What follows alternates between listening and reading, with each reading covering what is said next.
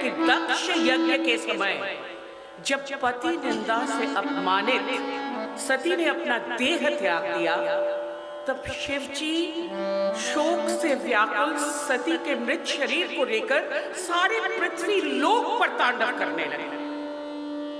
जब वे वर्तमान वाराणसी के मणिकर्णिका के पास पहुंचे, तब सती का सर कटकर वहीं गिर गया। मोहवश शिव जी अपने सारे गण के साथ वहीं बस गए। तभी से तो इस जगह का नाम गौरी मुख के नाम से प्रधान हुआ। अब देखिए, बनारस भारत के आध्यात्मिकता का हृदय है, महापीठ है। लेकिन इस शहर के जितने रंग, जितने रूप, उतने ही नाम। वाराणसी? हाँ ठीक है, वाराणसी। एक जलधारा वरुणा और एक जलधारा अस्सी आकर गंगा जी से मिलते हैं। ये वरुणा और अस्सी के संगम स्थल के बीच जो भूभाग है, उसी का नाम है वाराणसी। और काशी? काशी तो वो जगह है जो शिव जी के त्रिशूल के एकदम ऊपर स्थित है। और बनारस? ये स्थान से मुझे बड़ा प्यार है। बनारस तो वो स्थान है जहाँ संगीत का रस हर समय बना रहता है। जब मौका मिलता है यहाँ भाग के चले आते हैं, तो वो है बनारस। बनारस कहते ही ना स्निग्ध धुली हुई गंगा घाट का चित्र मन में उभर आता है।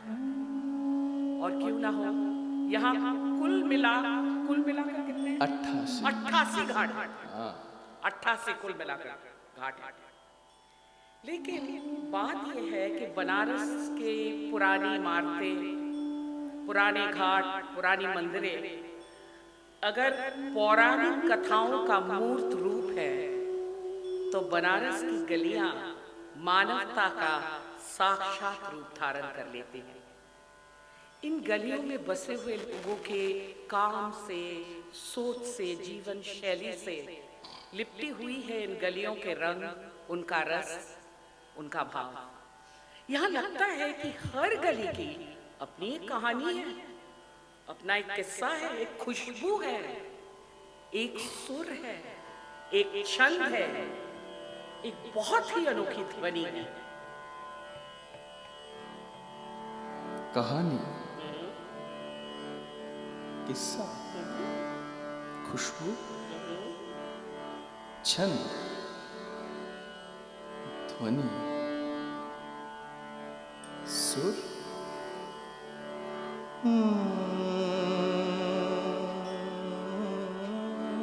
हाँ, ठुमरी।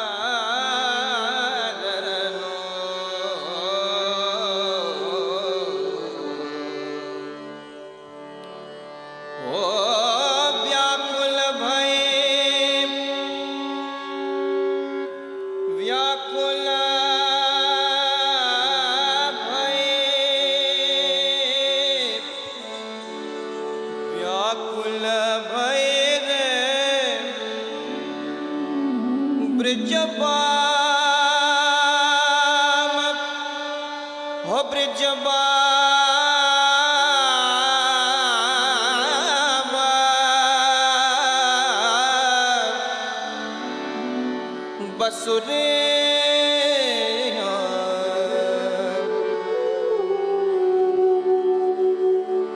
अब ना बजा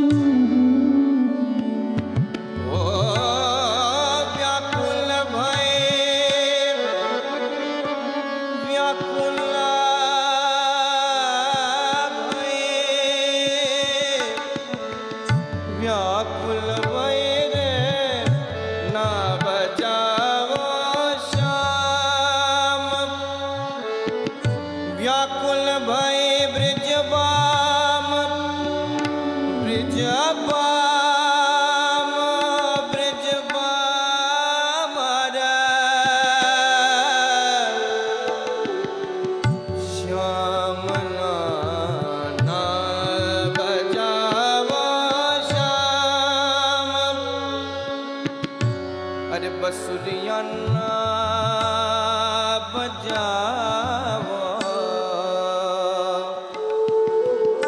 अरे बसुरिया ना बजावो, अरे बसुरिया ना बजावो श्यामा, ओ बसुरिया ना बजावो श्याम,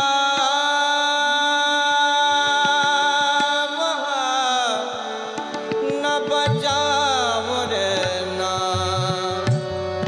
बजावो श्याम, नवला त्रिभंगा, नवला त्रिभंगा कदम तरे ठारे,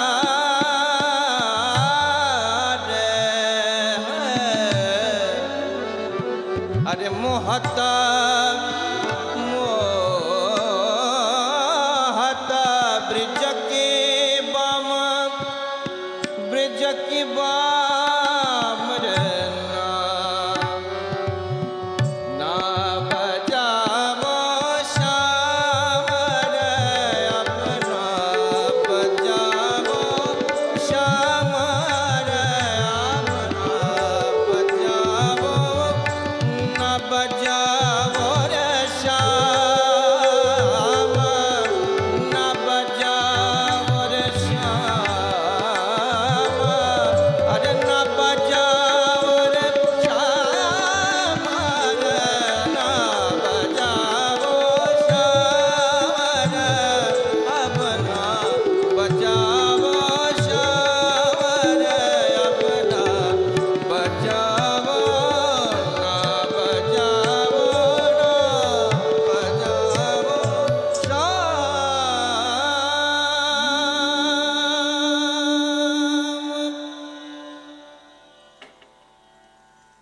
बनारस का बिल्कुल अच्छा लगा आपको, तो हमको अच्छा लगा। क्या आवाज पाई। बनारस का असली निखरता हुआ रंग अगर देखना हो तो यहाँ बनी साड़ियों को देखिए, जो सिर्फ बनारसी के नाम से ही प्रसिद्ध है। अब कुछ रेशमी धागे यूं ही एक साथ बुनकर मन को खुश कर देते हैं, पर जब वो धागे सुनहरी जरी से लिपटकर साड़ी बन जाती है ना, तब तो वो पहनने वाले के अहंकार का कारण भी बन सकती है। अब कभी कभी किसी गलियों से गुजरते हुए खट खट आवाज सुनाई देती है। जान लीजिए कि वो गलियां ये मशहूर बनारसी साड़ी बुनने वालों का आवाज है। ये वही बुनकर है जिनकी उंगलियां सदियों से सुनहरी रेशमी धागों पर अपना जादू बिखेरती आई हैं। ये वही बुनकर है जिन्होंने सारे देश के दुल्हनों की आभा बढ़ाई है। सुबह से शाम तक धागों को धागों से मिलाकर अलग अलग गाथाएं रचते हैं ये बुनकर। एक साड़ी ना हुई, एक जीवन गाथा ही बन गई, एक नए नवेली दुल्हन के सब सपनों की गाथा।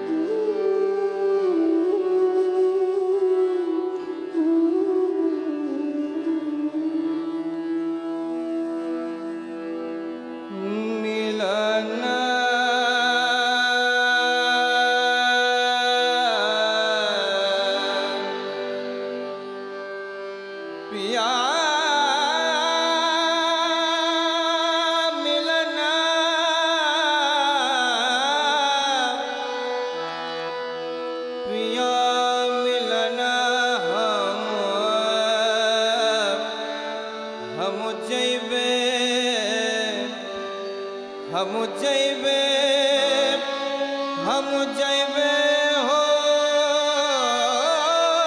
रामा, हम जैबे हो रामा,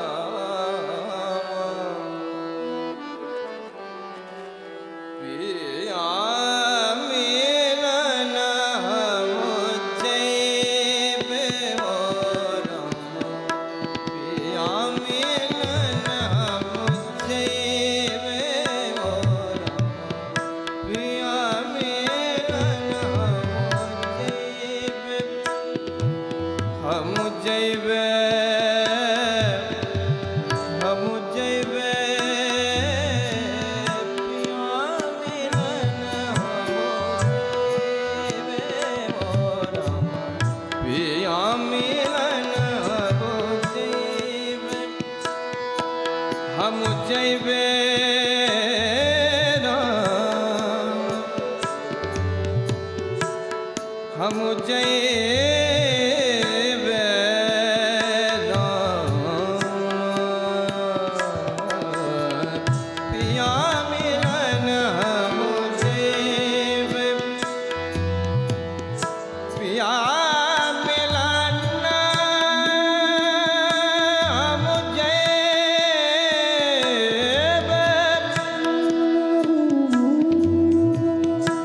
बड़ा बरस भाये, बड़ा बरस भाये, सैया को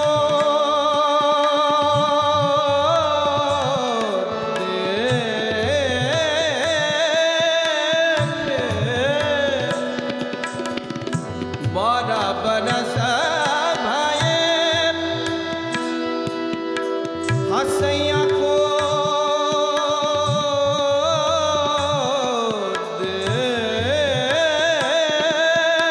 देख, हस हस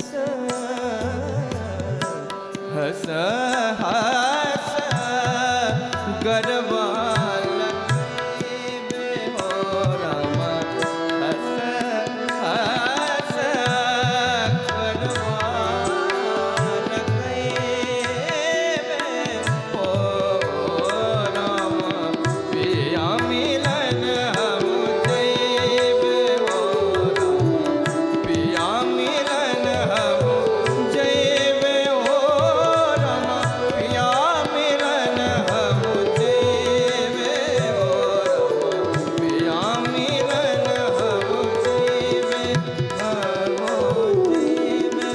हम जैबे,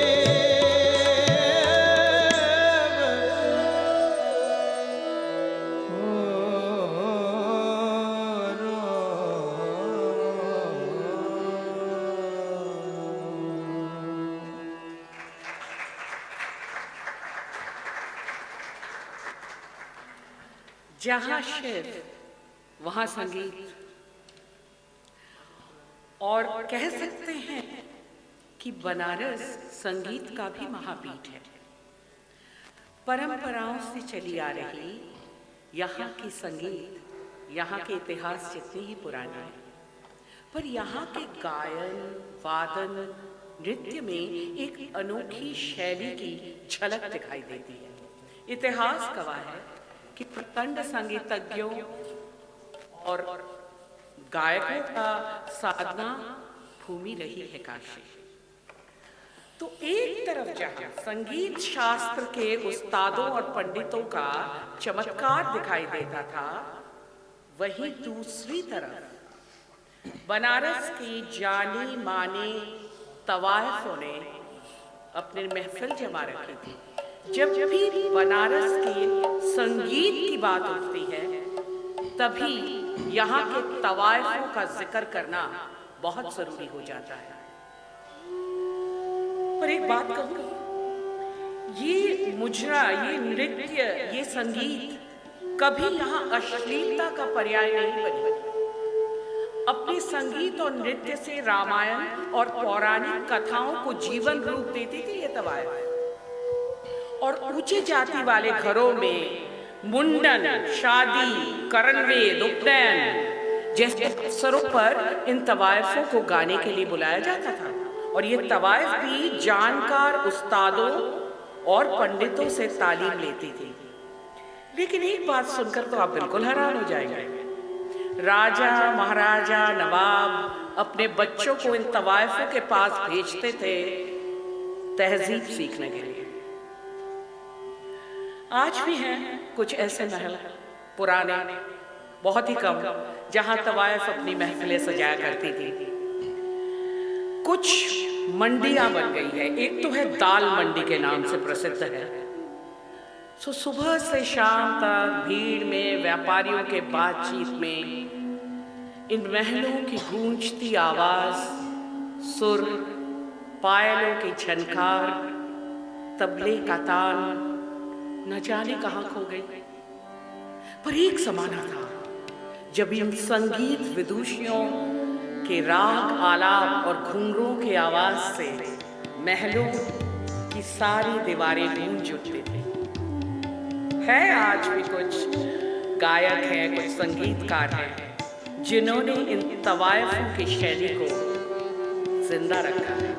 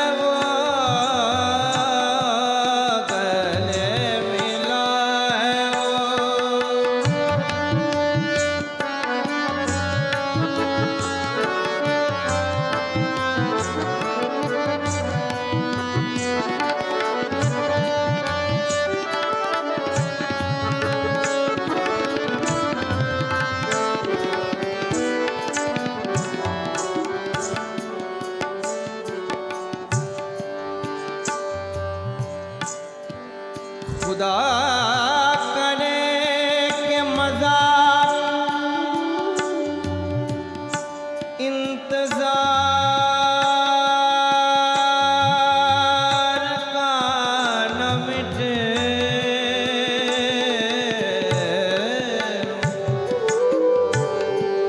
खुदा करे के मजा इंतजार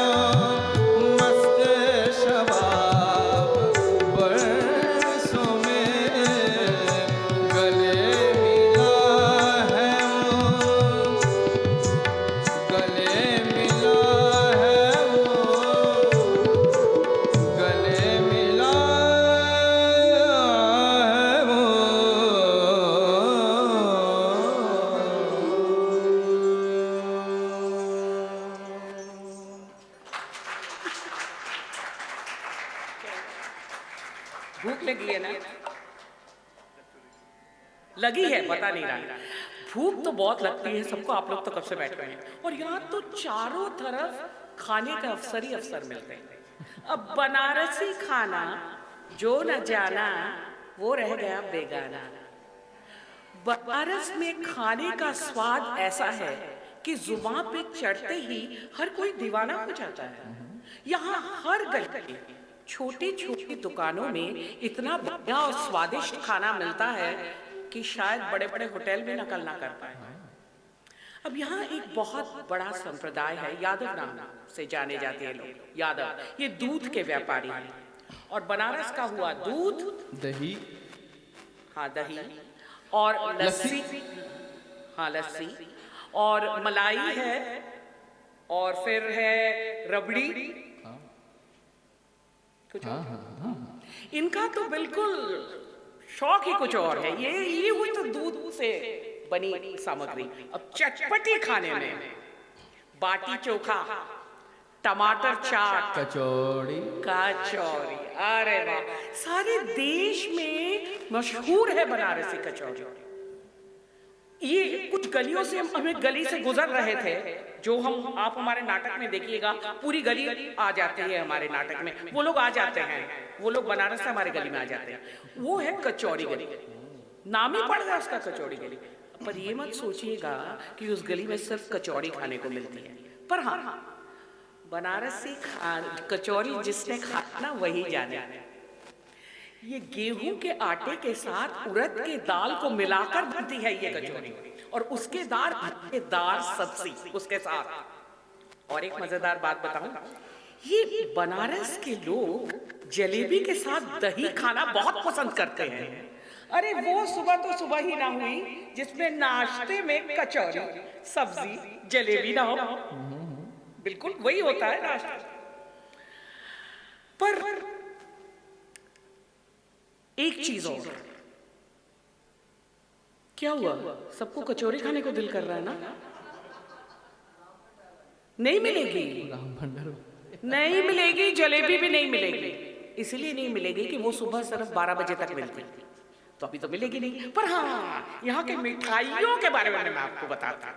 मिठाई, अरे क्या मिठाई है बनारस में, एकदम अनोखी। कुछ के नाम में गिना देती हूँ। छोरा बता रहा था, एक मेवा तिरंगी, एकदम मेवा तिरंगी, और मालपुआ, खीर मोहन, खोए की जलेबी, मखदल, तू पहले पलंग तोड़ बोल गया। अच्छा, पर सुनिए, अगर ऐसे हम लोग मिठाइयाँ गिनाते रहे ना तो हो गया आरती की बात करना आज, तो मिठाइयाँ नहीं गिनाते हैं। पर आप लोगों के लिए एक सवाल है, जरा बताइए तो कि बनारस में कौन सी ऐसी चीज है खाने वाली जिसका मैंने उल्लेख नहीं किया? अरे वाह, क्या खूब, बनारसी पान। ये देश में पानों का राजा है बनारसी पान। बनारसी पान खाते खाते आईआईटी के कैंपस में घुमाते घुमाने का ना मजा ही कुछ और है। अब यहाँ पान तो उगता नहीं है, उगाते नहीं है, बाहर से लाते हैं। पर उसके बाद एक प्रक्रिया होती है पान पकाने की प्रक्रिया। पान को पकाया जाता है। क्या करते हैं व्यापारी लोग, एक टोकरी में, टोकरियों में पान को सजा देते हैं, फिर एक कमरा नुमा भट्टी में बंद कर देते हैं, और टोकरी के अंदर, कमरे के अंदर ही थोड़ी सी दूर टोकरी से लकड़ी का कोयला सुलगा देते हैं।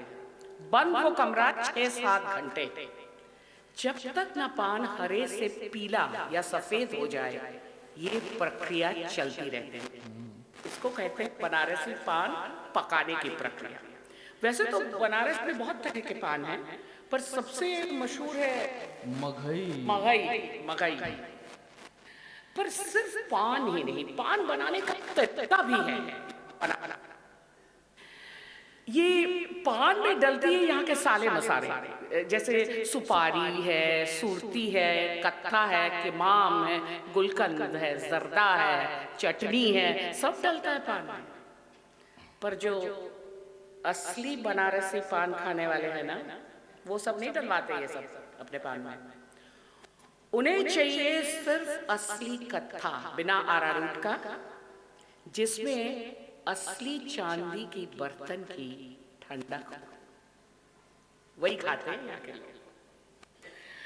पर एक अजीब चीज है, इस गली के मधुरता के साथ विरह का रस भी जुड़ा हुआ है। जी हाँ, विरह। जहां प्रेम है वहां विरह तो होगा ही ना। अरे विरह से ही तो प्रेम जमता है। और एक गली हो इतनी तंग सी और उसके साथ कोई प्रेम कहानी ना जुड़ी हो, ऐसा तो हो ही नहीं सकता। हमारे यहाँ एक बहुत मशहूर कजरी गाई जाती है, एक औरत के विरह से जुड़ी हुई। कचौरी गली में रहती थी अपने आदमी के साथ, तो अंग्रेजों ने उसके प्यार को गिरफ्तार कर लिया। रह गए रंगून, विरह से छटपटाती वो गाती रही, और उसकी ये गीत इस गली के माहौल में गूंजती रही, अमर हो गई। वो कजरी है ना,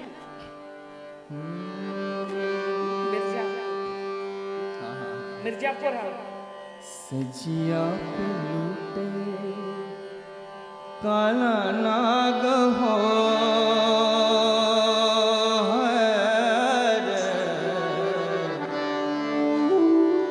सजिया पे लूटे काला नाग हो कचौड़ी गली सुन कैला बलमो मिर्जापुर कैला गुलजार हो कचौड़ी गली सुन कैला बलमो मिर्जापुर कैला गुलजार हो कचौड़ी गली सुन कैला बलमो सुन कैला बलमो सुन कैला बलमो सुन कैला बलमो सुन कैला बलमो मिर्जापुर कैला गुलजार हो कचौड़ी गली सुन कैला बलमो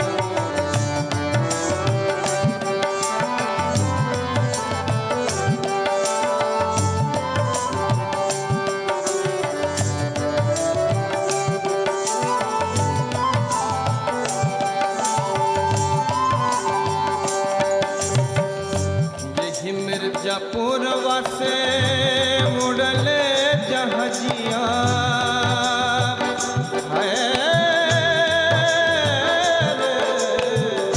यही मिर्जापुर वासे मुड़ले जहाजिया यही मिर्जापुर वासे मुड़ले जहाजिया सैया चल गए सैया चल गए न रंगो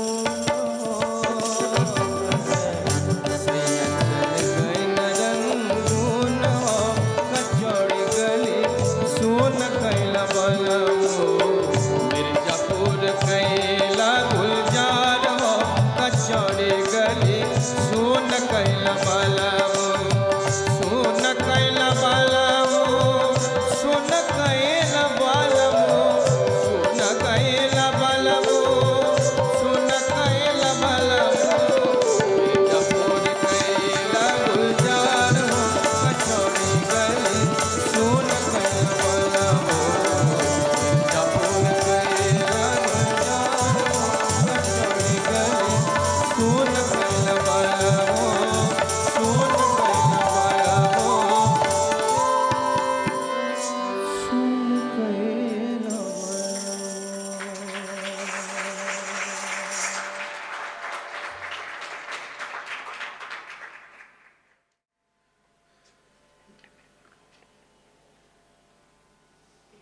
सोच रहे हैं कौन सी बातें बताएं आपको। हम तो पूरे बनारस उठा के ले आते थे आपके लिए। आप रहते भी यहाँ हैं, लेकिन लगता कि सारे शहर को हमारे सामने कैसे जमा करते हैं यही। चलिए आगे बताते हैं, छोटी सी एक। कौन सी वाली बताए? कबीर वाला बताए? ठीक है, अच्छा। अब ऐसा है, अच्छा हम बताने से पहले हम तो बनारसी साड़ी पहनने वाले लोग हैं, आप कुछ बताइए कहाँ से कबीर की बात शुरू हुई थी? हम दोनों जब बात कर रहे थे इसको लेके, ऐसे कबीर जो है ना वो भोजपुरी साहित्य का आदि कवि माना जाता है। तो आपने कुछ कहा था, उसी से बात चली थी कबीर की। हाँ, संस्कृत वो में कुछ कबीर- कहा था आपने। संस्कृत में जब मैंने कहा था साड़ी पहनते हैं तो बहुत सुंदर लगता है, मुझे तो बनारसी साड़ियाँ बहुत पसंद है, मैं अपने साड़ियों के बिना जी नहीं सकती, तब आपने बड़ी एक फिलोसॉफिकल बात कही थी। वासांसि जीर्णानि यथा विहाय नवानि गृह्णाति नरो पराणि तथा शरीराणि विहाय जीर्णानि अन्यानि संयाति नवानि देहि। इस शरीर एक कब्र की तरह ही है। देखिए हमारे कबीर दास जी ने भी इसी बात की तरफ संकेत की है। वही कबीर दास जी जो एक सहज योग मार्गी संत थे, कितनी अनोखी है ना उनकी जीवन गाथा। जन्म हुआ एक हिंदू के घर में और पालन पोषण एक मुसलमान के यहाँ। व्यवसाय से थे जुलाहा यानी बुनकर, तो कपड़े बुनते बुनते न जाने कब अपना एक पूरा दर्शन ही बुन डाला हुआ, जो कबीर पंथ के नाम से मशहूर हुआ। अब ये कबीर पंथी गाते बड़ा सुंदर है, मन मोह लेते हैं और गाते गाते क्या कुछ कह जाते हैं।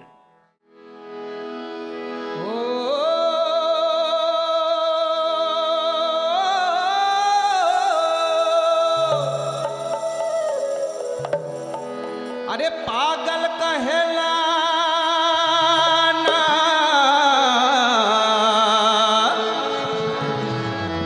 अरे पागल कहेला ना, हो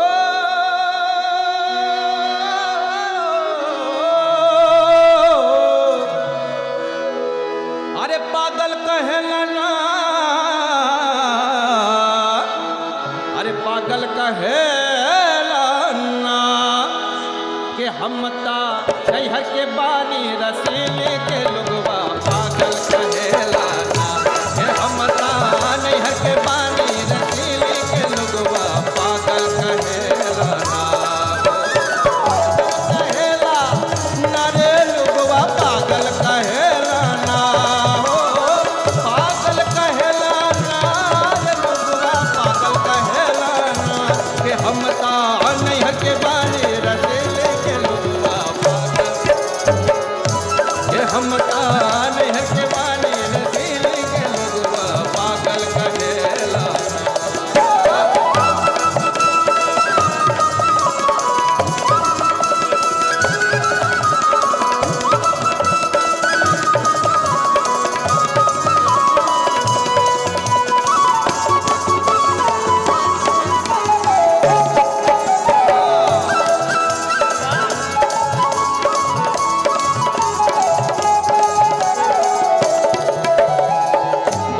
गज की चोली सिलो 60 गज की साड़ी।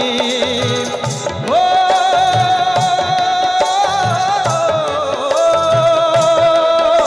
गज की चोली सिलो 60 गज की साड़ी। तापर लोगवा मुर देखे, तापर लोगवा मुर देखे, जैसी बदन उभारी के लोगवा। पागल कहेला कि हम ता नैहर के बानी रसीले के लोगवा। पागल कहेला ना,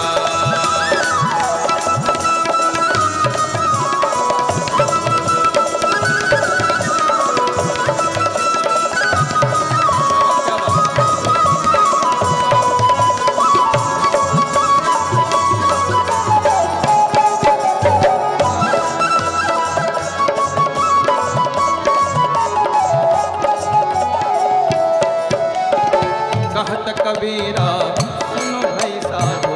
कहत कबीरा सुनो भाई साधो। ये पद हो निर्वाणी, जो यही पद के अर्थ बतावे, जो यही पद के अर्थ बतावे, ओह पुरुष हम जानी के लोगवा। पागल कहेला ना कि हम ता नैहर के बानी रसीले के लोगवा।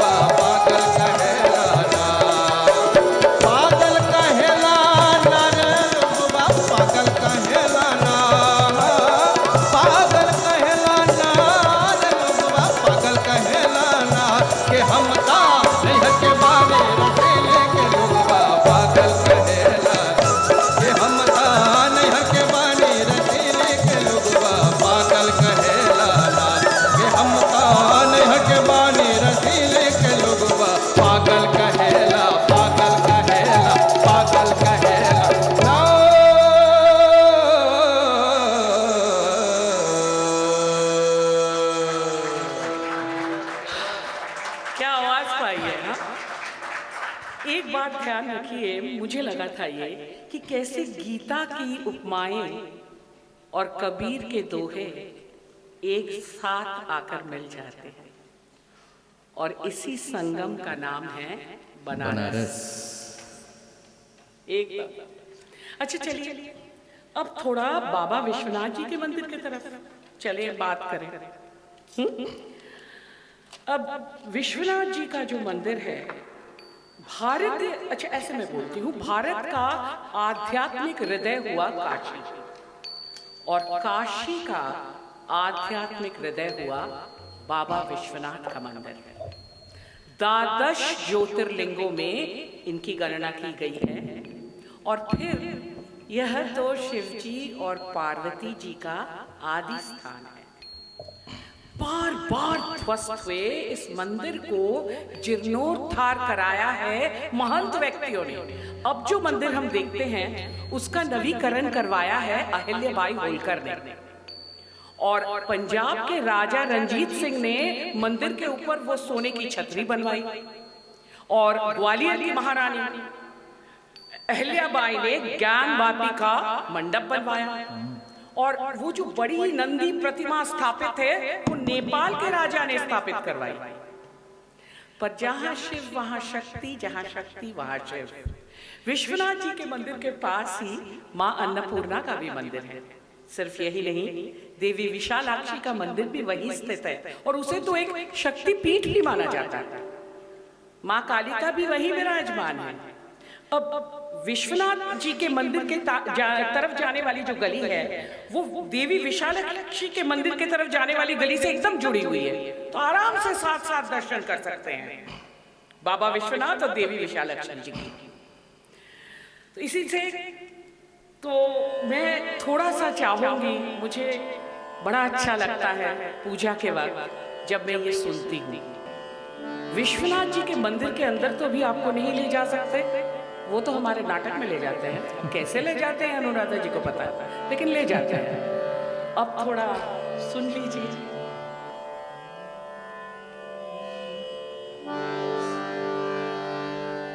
कर्पूर गौरं करुणावतारं संसार सारं भुजगेन्द्रहारं सदा वसन्तं हृदयारविन्दे भवं भवानी सहितं नमामि। श्मशानिष्वा क्रीडा स्मरहर पिशाच सहचराश्चिता भस्मालेप स्रगपिण्डकरोटि परिकरः अमङ्गल्यं शीलं तव भवतु नामैवमखिलं तथापि स्मर्तॄणां वरद परमं मङ्गलमसि मनः प्रत्यक्चित्ते सविधमवधायात्तमरुतः प्रधिष्यद्रोमाणप्रमदसलिलोत्सङ्गितदृशः यदालोक्याह्लादं हृदैव निमज्यामृतमये दधत्यन्तस्तत्त्वं किमपि यमिनस्तत्किल भवान् त्वमर्कस्त्वं सोमस्त्वमसि पवनस्त्वं हुतवहस्त्वमापस्त्वं व्योम त्वमुधरणिरात्मा त्वमिति च परिच्छिन्नामेवं त्वयि परिणता बिभ्रतु गिरं न विद्मस्तत्तत्त्वं वयमिह तु यत्त्वं न भवसि नमो नेदिष्ठाय प्रियदवदविष्ठाय च नमः नमक्षोधिष्ठाय स्मरहरमहिष्ठाय च नमः नमो वर्षिष्ठाय त्रिनयनयविष्ठाय च नमो नमः सर्वस्मै ते तदिदमति सर्वाय च नमः बहुलरजसे विश्वोत्पत्तौ भवाय नमो नमः प्रबलतमसे तत्संहारे हराय नमो नमः। जनसुखकृते सत्वोद्रिक्तो मृडाय नमो नमः। प्रमहसि पदे निस्त्रैगुण्ये शिवाय नमो नमः। हसितगिरिसमं स्यात् कज्जलं सिन्धुपात्रे सुरतरुवरशाखालेखनी पत्रमुर्वी लिखति यदि गृहीत्वा शारदा सर्वकालं तदपि तव गुणानामीश पारं न याति। श्रीपुष्पदन्तमुखपङ्कजनिर्गतेन स्तोत्रेण किल्विषहरेण हरप्रियेण कर्णस्थितेन पठितेन गृहस्थितेन सुप्रीणितो भवति भूतपतिर्महेशः। ॐ नमः शिवाय। शिवार्पणमस्तु। नमः शिवाय। नमः शिवाय। नमः शिवाय। कितनी शांति मिलती है। खो गए हैं बहुत लोग, हम भी खो जाते हैं। अब इस विश्वनाथ के मंदिर में शिवरात्रि बड़ी धूमधाम से मनाया जाता है। दूर दूर से लोग यहाँ जमा होते हैं। पर यहाँ एक और त्योहार भी मनाया जाता है जो बिल्कुल अनोखी है। विश्वनाथ जी की होली। अब राधा कृष्णा के होली के बारे में तो आप सब जानते हैं, पर बनारस में शंकर जी और माँ गौरा की जो होली खेली जाती है ना, वो बिल्कुल अनोखी है।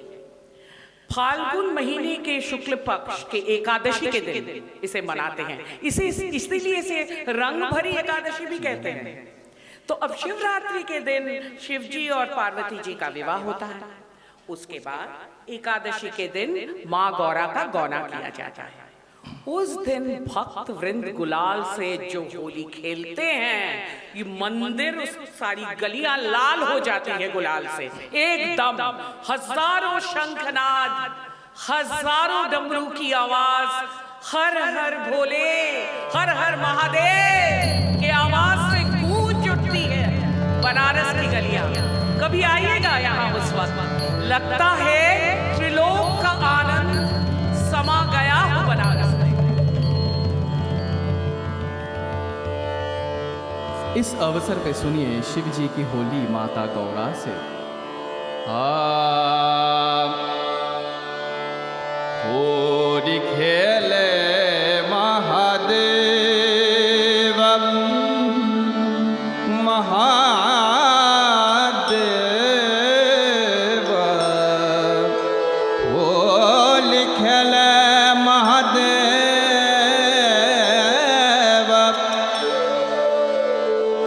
खेले महादेव, होली खेले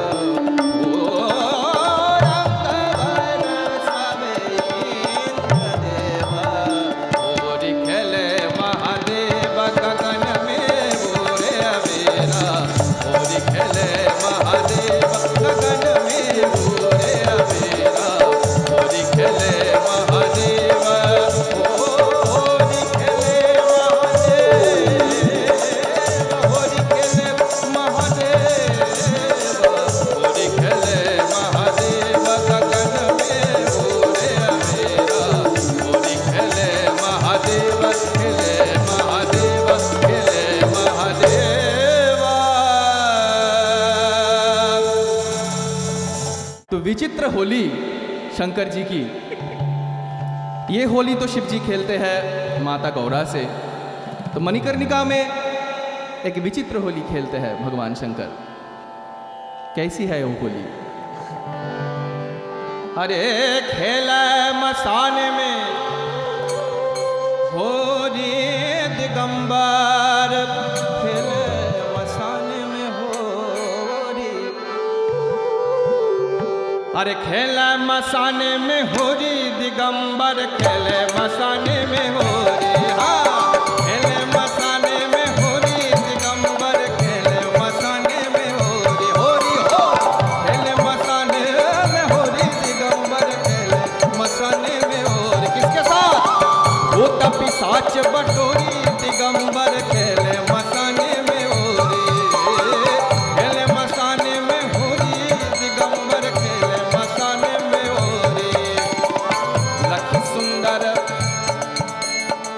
लखी सुंदर फागुनी छटा के, लखी सुंदर फागुनी छटा के, मन से रंग गुलाल हटा के, मन से रंग गुलाल हटा के, हाँ शंकर जी का आवीर। अरे चिता भस्म भर झोरे, अरे चिता भस्म भर झोरी दिगंबर, खेल मसाने में होरी, खेल मसाने में होरी दिगंबर, खेल मसाने में होरी। भूत पिशाच बटोरी दिगंबर, खेल मसाने में होरी।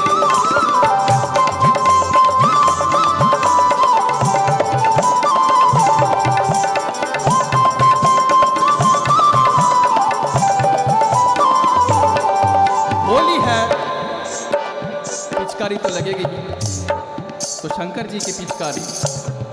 नचत गावत डमरू धारी, नचत गावत डमरू धारी, नचत गावत नाचत गावत, नाचत गावत नाचत गावत, नचत गावत डमरू धारी, नचत गावत डमरू धारी, नचत गावत डमरू धारी।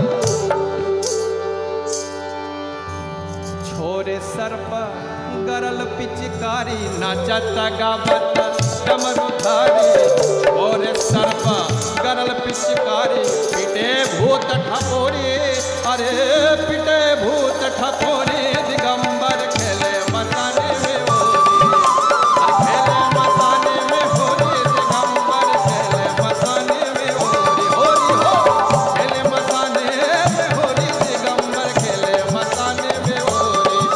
अरे खेले मसाने में होरी दिगंबर, खेले मसाने में होरी, अरे खेले मसाने में होरी दिगंबर, खेले मसाने में होरी, अरे खेले मसाने में होरी दिगंबर, खेले मसाने में, खेले मसाने, खेले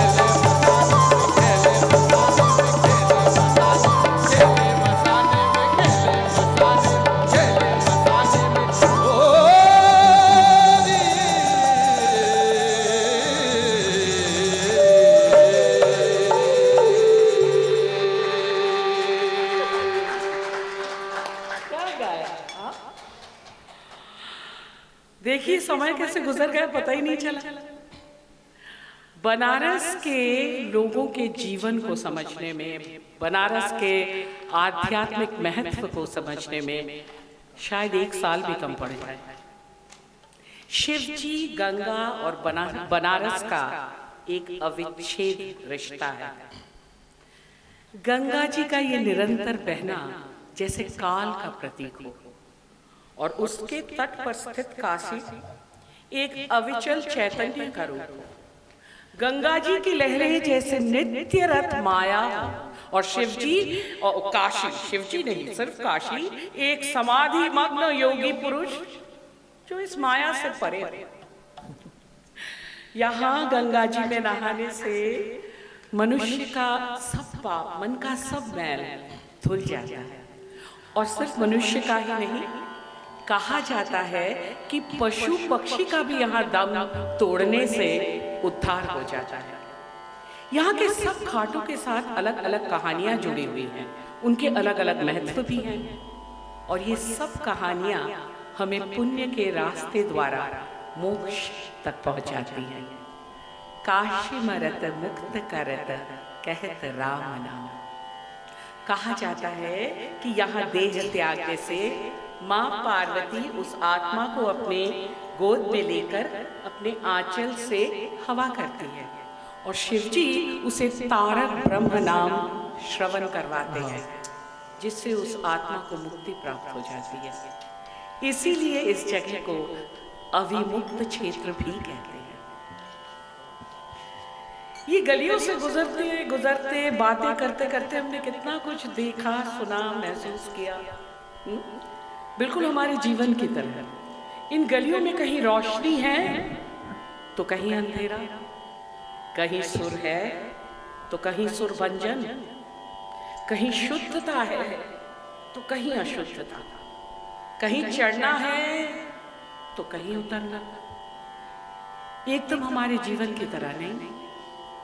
और हमारा काम है चलना, सिर्फ चलते जाना। और हो सके हम चलते चलते गंगा तट पर पहुंच जाए। मेरे गुरुजी कहा करते हैं कि गंगा तट ही हमारा आखिरी लक्ष्य है, आखिरी ठिकाना। और इस तट तक पहुंचने का संकल्प अपने मन में रखकर आगे चलना होगा। नहीं तो हम तो दुनिया की इन भूल भुलैया गलियों में कहाँ खो जाएंगे। चले आरती। आरती तो यहाँ हो नहीं पाएगी। आप सब मानस नेत्र में इसको प्रत्यक्ष करने की चेष्टा कीजिए और मेरे साथ आप सब गाइए। जो सबको पता है ये आरती गीत।